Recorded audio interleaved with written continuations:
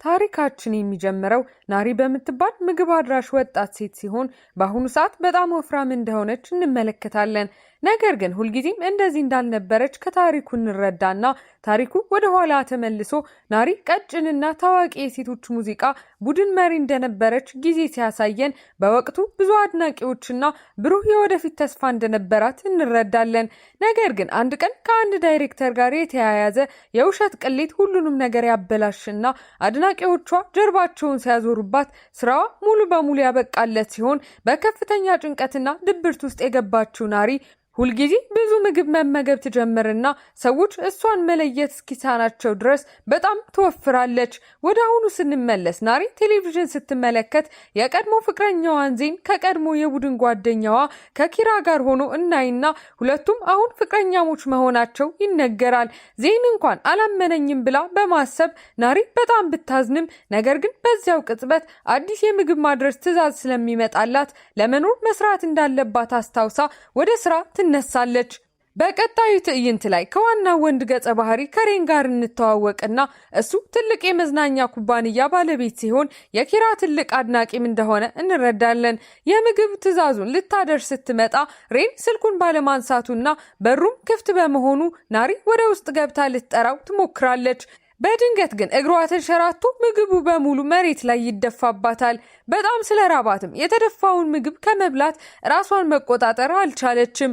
ነገር ግን ስህተቷን ስትገነዘብ በጣም ተጸጽታ ዋጋውን እንደምትከፍል ቃል የገባችበትን ማስታወሻ ከጻፈች በኋላ ልትወጣ ስትል ከውጭ ወደ ውስጥ ከገባው ሬን ጋር ትጋጫለች። ሬን ትልቁን ሆዷን ሲመለከት የሆነ ነገር እንደሰረቀች ወዲያውኑ ስለጠረጠረ በከፍተኛ ንዴት ሆድሽን ባዶ አድርጊ በማለት ይጮህባታል። ናሪ በበኩሏ ምግብ አድራሽ መሆኗን ልታስረዳው ብትሞክርም ሬን መሬት ላይ ያለውን ባዶ የምግብ መያዣ ተመልክቶ ምግቡ የት እንዳለ ይጠይቃታል። ናሪ በሀፍረት ተውጣ አዲስ ምግብ እንደምትሰራለት ትነግረውና ሬን በችሎታዋ ላይ ጥርጣሬ ቢኖረውም ምግቡን ሲቀምስ ከጠበቀው በላይ ስለጣፈጠው በጣም ይገረማል። በመጨረሻም ይቅር እንዳላት ከነገራት በኋላ ልትሄድ ስትል ልብሱን እንዳበላሸችበት አስታውሳ ስትነግረው ልብሱን በልብስ ማጠቢያ ማሽን ውስጥ እንድታስገባው ያዛታል። ናሪ ወደ ልብስ ማጠቢያ ክፍል ስትደርስ በጣም ብዙ የቆሸሹ ልብሶች ተቆልለው ታይና ለመርዳት በማሰብ ሁሉንም ልብሶች ወደ ማሽን ውስጥ ማስገባት ትጀምራለች። ልብሶቹንም በምታስተካክልበት ጊዜ የታጠፈ የኪራ ፖስታ አግኝታ ሬንን ፖስተሩን መጣል ካለባት ስትጠይቀው ሬን በፍጥነት ወደ እሷ በመምጣት ፖስተሩን ከእጇ ላይ ይነጥቃታል። ናሪ ልብሶቹን በማጠብ ልትረዳው እንደሞከረች ስትገልጽለት ሬን በልቡ እንዴት እንደምታምር ካሰበ በኋላ አዲስ ገረድ እንደሚፈልግ በመግለጽ ለእሱ መስራት ትፈልግ እንደሆነ ይጠይቃትና ለስራው $100 እንደሚከፍላት ሲነግራትም ናሪ ወዲያውኑ ትስማማለች። ከጥቂት ጊዜ በኋላ ናሪ የጸዱትን ልብሶች በክፍል ውስጥ ልታስቀምጥ ስትሞክር በስህተት ወደ አንድ ሚስጥራዊ ክፍል ትገባለች። በውስጥ በኩል ግድግዳዎቹ በኪራ ፎቶዎች ተሸፍነው ስንመለከት ናሪ ሬን የኪራ ትልቅ አድናቂ መሆኑን ተረድታ ብትገረምም በሌላኛው ግድግዳ ላይ ግን በጣም የሚያስደነግጥ ነገር ታያለች። ይህም የቀድሞ የራሷ ፎቶ በዳርት ቀስቶች ተሸፍኖ ነበር። በዚያው ቅጽበት ሬን ወደ ክፍሉ ሲገባ የግል ክፍል ውስጥ እሷን በማግኘቱ በጣም ይናደዳል። ናሪም ሌላኛው ፎቶዋ ለዳርት መወርወሪያነት እንደዋለው አይታ ለምን ይህን ያህል እንደሚጠላት ትጠይቀውና ሬን ገንዘብ ለማግኘት ማንኛውም ነገር ስለምታደርግ ያቺን ልጅ እንደሚጠላት ይነግራታል። ከዳይሬክተር ጋር ግንኙነት እንደነበራት ይህም የሙዚቃ ቡድኗን እንዳፈረሰና የእሱ ተወዳጅ የሆነችውን ኪራን ለብዙ ችግር እንደዳረጋት ይገልጽላታል። በዚህ ጊዜ በጣም የፈራችው ናሪ ማንነቷን ከማወቁ በፊት መሄድ እንዳለባት ወስና ወደ በሩ ለመሮጥ ስትሞክር በችኮላ አንድ ውድ የአበባ ማስቀመጫ ገፍታ ትሰብረውና ናሪ ሳላስበው ነው የሰበርኩት እከፍላለሁ እያለች ማልቀስ ትጀምራለች። ድሃ ብትሆንም አታላይ እንዳልሆነች አጥብቃ ከነገረችው በኋላ ከቤቱ ትሮጥና በኋላ ላይ የአበባ ማስቀመጫው በማይታመን ሁኔታ ውድ መሆኑን ስታውቅ ተስፋ ትቆርጣለች። ወደ አፓርታማዋ ስትመለስ የተሰበረውን የአበባ ማስቀመጫ ለማጣበቅ እየሞከረች ሳለ በድንገት አከራይዋ በሯን አንኳኩታ የቤት ኪራይ ገንዘብ እንድትከፍላት ስትጠይቃት በጭንቀት የተሞላችው ናሪ ምንም ገንዘብ ስለሌላት ችግሮቿ ይደራረቡባታል። ይህ በእንዲህ እንዳለ ሬን ስለ ናሪ ምርጥ ምግብ ማሰብ ማቆም ስላልቻለ የሚመጡትን የቤት ሰራተኞች በሙሉ አለመቀበሉን እንመለከታለን። ቪዲዮውን እዚህ ድረስ ከተመለከታችሁ ተመችቷችኋል ማለት ነው። ቪዲዮውን ላይክ ቻናሉንም ሰብስክራይብ ማድረግ እንዳይረሳ እንላለን። ወደ ታሪካችን በድንገት ናሪ በሩ ላይ ትመጣና ያላትን ገንዘብ በሙሉ እየሰጠችው እዳውን ለመክፈል 7 ወይም 8 ዓመታት እንደሚፈጅባት ስትገልጽለት በንጽህናዋና በታማኝነቷ የተማረከው ሬን ይስቅና በከፍተኛ ደሞዝ የሙሉ ጊዜ የቤት ሰራተኛው እንድትሆን ኮንትራት ያቀርብላታል። ናሪ በለጋስነቱ በጣም ደንግጣ ለምን እኔን ብላ ስትጠይቀው ሬን ስራዋን እንደሚወድ መናገር ስላልፈለገ ወፍራም ስለሆንሽ ይላታል። እውነተኛ ስሟን መጠቀም እንደማትችል የተረዳችው ናሪ በምትኩ በውሸት ስም ትፈርምና ኮንትራቱ ከተፈረመ በኋላ ሬን ደንበኞቹን በመዘርዘር በቀን ለ24 ሰዓታት ዝግጁ መሆን እንዳለባት፣ ሁሉም ምግቦች ጣፋጭ መሆን እንዳለባቸውና የሚነግራትን ማንኛውም ነገር ማድረግ እንዳለባት ሲያዛት በቀድሞ ፎቶዋ ላይ የዳርት ቀስት እንድትለማመድም ያደርጋታል።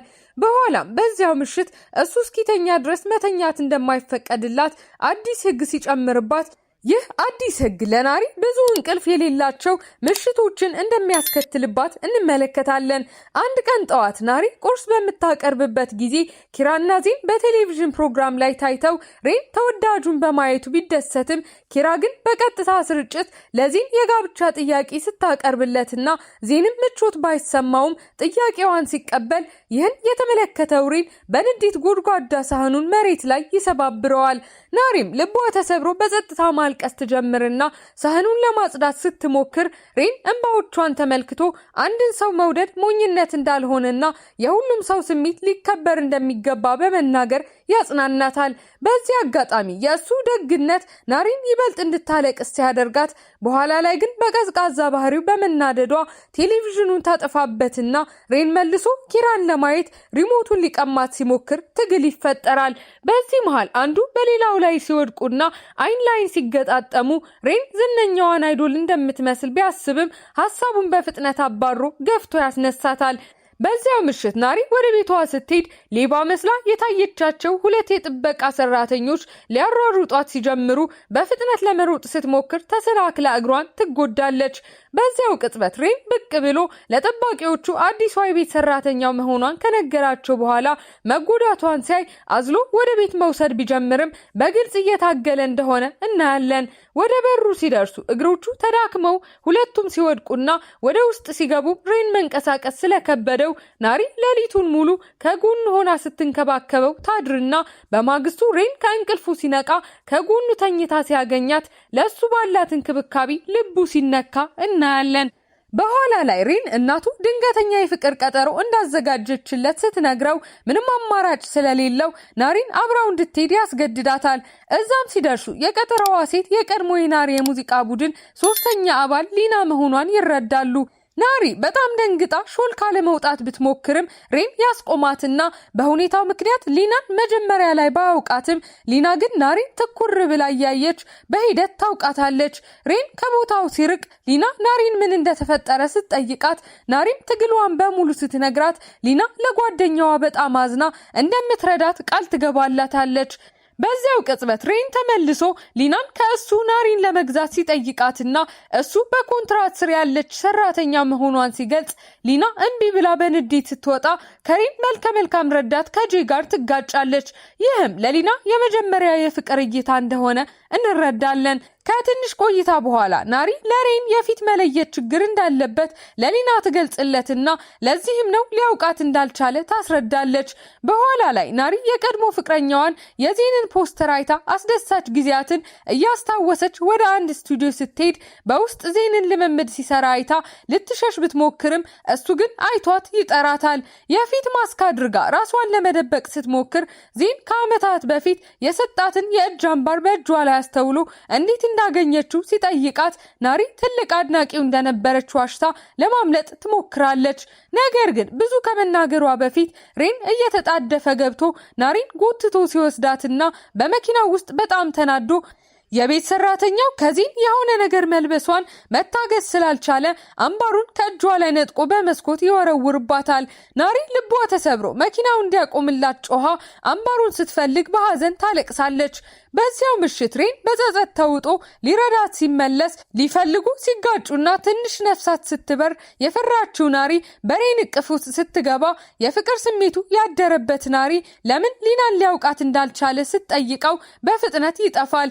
ናሪ የፊት መለየት ችግር እንዳለበት እንደምታውቅ ስትገልጽለት ትልቅ ሚስጥሩ በመታወቁ በጣም የደነገጠው ሬን እንድታቆም ጮሆባት ሲሸሽ እንመለከታለን። በቀጣዩ ቀን የሬን ረዳት ጄ አስገራሚ ዜና ይዞ ይመጣና ታዋቂው ተዋናይ ዜን የሬንን የቤት ሰራተኛ ማግኘት ከቻለ ብቻ ኮንትራት ለመፈረም እንደተስማማ ይነግረዋል።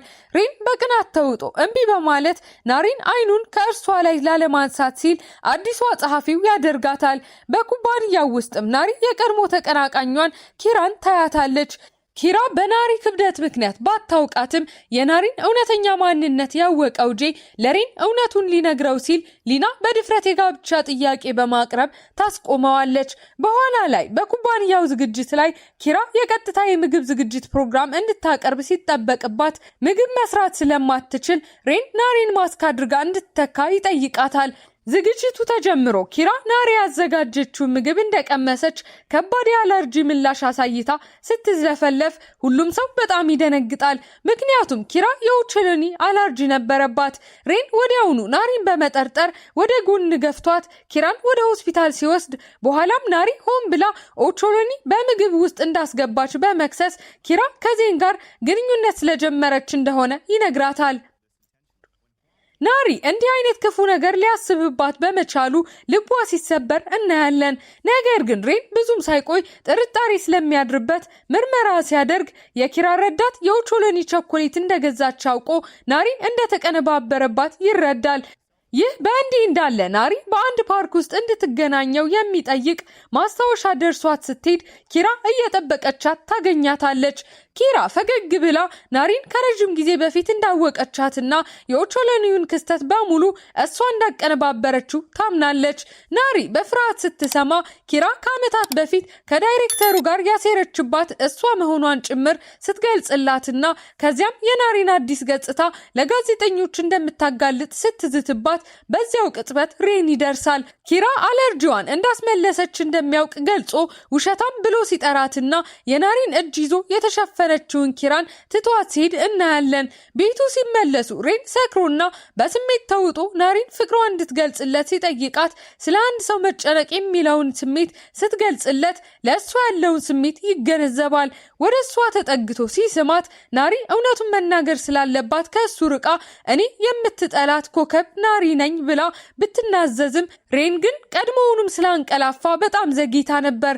በማግስቱ ሬን ከእንቅልፉ ሲነቃ ናሪ ሶፋው ላይ ተኝታ ያገኛትና በቀስታ ወደ መኝታ ክፍሉ ይዟት ገብቶ ሲያስተኛት በስሜት ተሸንፎ ስለ ስሜቱ እርግጠኛ በመሆን እንደገና ይስማታል። ነገር ግን በኋላ ከእንቅልፉ ሲነቃ እሷ እንደሄደችና በ3 ወር ውስጥ እንደምትመለስ ቃል የገባችበትን ማስታወሻ ትታለች እንደሄደች ይረዳል። ለመጠበቅ የወሰነው ሬን ብዙም ሳይቆይ በአንድ የሰውነት ማጎልመሻ ማዕከል ውስጥ ክብደቷን ለመቀነስ ጠንክራ እየሰራች እንደሆነ ቢያውቅም ልቡ ስለተነካ ቀጣዮቹን 3 ወራት በትዕግስት ሲጠብቃት እናያለን። 3 ወራት ካለፉ በኋላ የሬን ኩባንያ ዓመታዊ ምሽት በዓል ላይ በውስጥ ቀጭንና አስደናቂ ውበት ያላት ናሪ ከሊና ጋር ስትደርስ እናያለን። በኋላ ላይ ሬን ወደ ውጭ ወጥቶ ርችቶችን የምትመለከት አንዲት ሴት ያይና ፊቷን ሳያይ ማሽኮርመም ሲጀምር ሴትዮዋ በንዴት ስትዞር ድምጿን ያውቀዋል። ከዚያም ቤቴ ውስጥ ልትሰብሪያቸው የምትችያቸው ተጨማሪ ውድ አበባ ማስቀመጫዎች አሉ ሲላት ናሪ በድንጋጤ በቆመችበት ስትቀር ሬን ግን ምክንያቱም በልቤ ውስጥ ያለሽ ብቸኛዋ አንቺ ነሽ ብሎ ሲመልስላት አስደሳች ዳግም መገናኘታቸው ለበቀል በመጣችው በተናደደች ኪራ ይቋረጣል። በሁሉም ሰው ፊት ናሪ ላይ እየጠቆመች ሁሉንም ያታለለችው ዝነኛው አይዶል እሷ መሆኗን ስትናገር ህዝቡ በድንጋጤ ሲዋጥ ሬን በክህደት ስሜት ተውጦ ናሪን ይዞ በኃይል ይስማታል። ናሪ በጥፊ መታውና በእንባ ከፓርቲው ስትሮጥ ሬንም ሙሉ በሙሉ ልቡ ተሰብሮ ብቻውን ይቀራል። ከጥቂት ጊዜ በኋላ ሊናና ጂ አግኝተዋት ናሪ ማንነቷን የደበቀችው እሱ ምን ያህል እንደሚጠላት ስለምታውቅ ብቻ እንደሆነ ያስረዱታል። ይህ በእንዲህ እንዳለም ዜን ናሪን ከውጭ ስታለቅስ ያገኛትና ኮቱን ሲያለብሳት በንዴትና በቅናት የታወረው ሬን ሮጦ ዜንን በጥፊ ሲመታው እንመለከታለን። ለሚቀጥሉት ጥቂት ቀናት ሬንና ናሪ ባይነጋገሩም ሬን ናሪ በአንድ ፊልም ላይ ትንሽ ሚና እንደወሰደች ሲያውቅ ሊያያት ወደ ቀረጻ ቦታ ይሄዳል። እዛም ቢከራከሩም በመጨረሻ ሁለቱም ይቅርታ ተባብለው ሲታረቁ ናሪ ራሷን በሬን ትከሻ ላይ ስታሳርፍ የፍቅር ስሜት እያሳየችው መስሎት ሊስማት ሲጠጋ ከፍተኛ ትኩሳት እንዳለባት ይገነዘባል። ወዲያውኑ ወደ ሆስፒታል ወስዶ ከእንቅልፏ ስትነቃ ከጎኗ ሆኖ በምላሹ የሴት ጓደኛ እንድትሆኚ እፈልጋለሁ ሲላት ናሪ ፈገግ ብላ በደስታ ስትስማማ በመጨረሻ ይሳሳሙና ይፋዊ ጥንዶች ይሆናሉ። በኋላ ላይ በአንድ የሙዚቃ ዝግጅት ላይ የኪራ የቀጥታ ዝማሬ በጣም አስከፊ ስለነበር ታዳሚው መውጣት ሲጀምር ዳይሬክተሩ ናሪን ዝግጅቱን እንድታድነው ሲለምናት መድረክ ላይ ወጥታ በውብ ድምጿ ሁሉንም ትማርካለች። ተወዳጅነቷም እንደገና ሲጨምር ሬን የናሪን የድሮ አፓርታማ እንደገዛላትና እንደ የሴት ጓደኛው ከእሱ ጋር ተመልሳ እንደምትኖር ሲነግራት ናሪም ሊናና ኪራ የድሮ ቡድናቸውን እንደገና እንዲያቋቁሙ ታሳምናቸዋለች። ነገር ግን ኪራ ስላልተለወጠች ጓደኛ መስላ በቀሏን ስታሴር የናሪን ስልክ ሰርቃ ሬንን ወደ አንድ ሆቴል ክፍል በመጥራትና በመጠጡ ውስጥ መድኃኒት ጨምራበት በድብቅ ካሜራ ልታሳስተው ትሞክራለች። ሬን ግን ተቋቁሟት ራሱን በመታጠቢያ ቤት ውስጥ ሲቆልፍ የሆነ ችግር እንዳለ የተረዱት ናሪና ሊና ወደ ሆቴሉ ሄደው ያገኙታል። እቅዱ ባይሳካም የሪና ረዳት ቪዲዮውን ለሬን ቀናተኛ ያጎቱ ልጅ ሲልክለት በቀጣዩ የባለ አክሲዮኖች ስብሰባ ላይ ያጎቱ ልጅ ቪዲዮውን ለሁሉም አሳይቶ ሬን ወዲያውኑ ከዋና ስራ አስፈጻሚነት ይባረራል። በጣም ልቡ ተሰብሮ ሲጠፋ ናሪ የት እንደምታገኘው በትክክል ስለምታውቅ በድብቅ በገዛው የድሮ ቤቷ ሄዳ ሁሉንም ነገር እንደምታስተካክል ቃል ገብታ ታጽናናዋለች። ከዚያም ናሪ ኪራን ለማግኘት ሄዳ ይቅርታ እንድታደርግላትና እውነቱን እንድትናገር ስትጠይቃት በጸጸትና በሐዘን የተሸፈነችው ኪራ በመጨረሻ ተስማምታ ጋዜጣዊ መግለጫ በመስጠት ሁሉንም ነገር ስትናዘዝ እውነቱ ስለታወቀ የሬን አያት ወደ ዋና ስራ አስፈጻሚነት ቦታው ይመልሱታል። ከአንድ ወር በኋላ ሁሉም ለሊናና ለጄ ውብ ሰርግ ተሰብስበው ያለፈው ነገር ሁሉ ተረስቶ በክብረ በዓሉ ወቅት ሬን በአንድ ጉልበቱ ተንበርክኮ ለናሪ ለኔ በጣም አስፈላጊ ነሽ ታገብኛለሽ ወይ ሲላት ናሪ በደስታ እንባ አይኖቿ ተሞልተው እሺ ስትል ናሪን በጓደኞቻቸው ፊት ሲሳሳሙና ረጅምና ውስብስብ ጉዟቸው በመጨረሻም ወደ አስደሳች ፍጻሜ ሲያመራ ፊልሙ ያበቃል።